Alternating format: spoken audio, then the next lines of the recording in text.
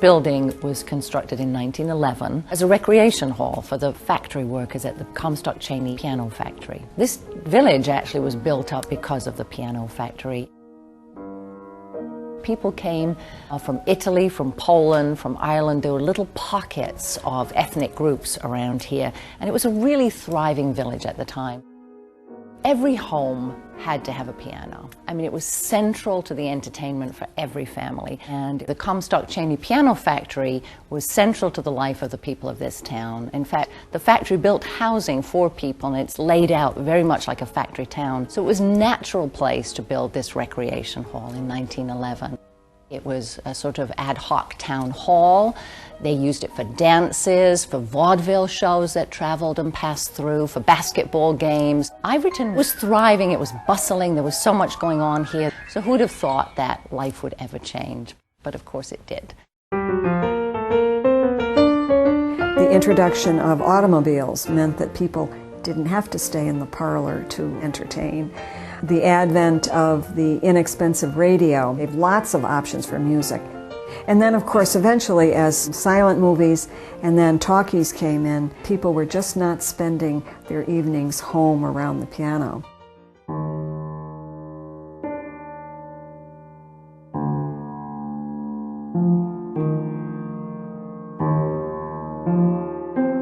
It was really just by happen chance that Milton Stiefel, who was a Broadway producer, who'd had an incredibly hectic season traveling with major shows and was suffering from exhaustion. His doctor had recommended that he go into the country.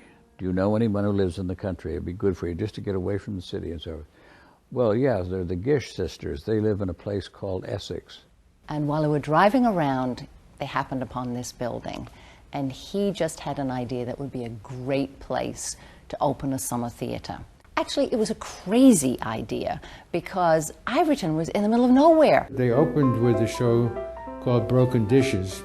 He grossed $80 that week. He just barely paid the light bill. And in 1930, the following year, this young lady from Hartford came down. When Kate first came to the theater, she spoke to Milton, said, you know, you don't have any audience here. You have almost no people. You really got to do something about this, and I want to be on that stage. I don't want the part of just an ingenue. I want a decent role. She convinced him that it would work and that she would be brilliant, and she was.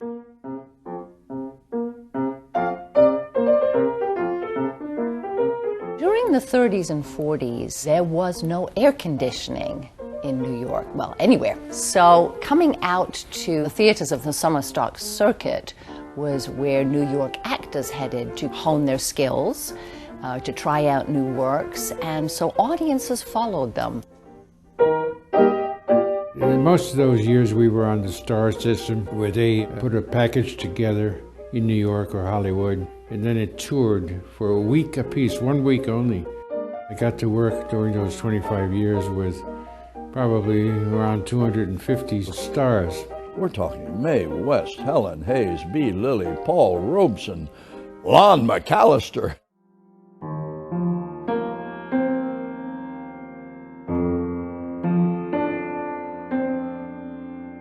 Milton was here from 1929 until 1973, long haul, 44 years.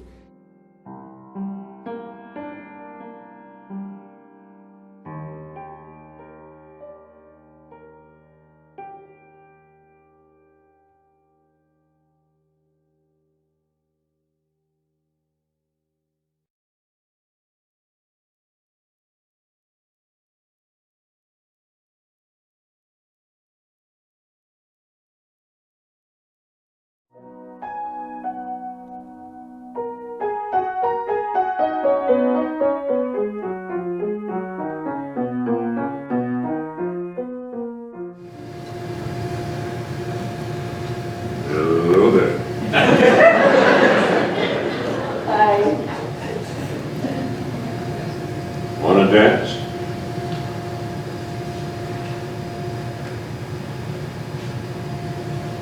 Or would you rather just suck face?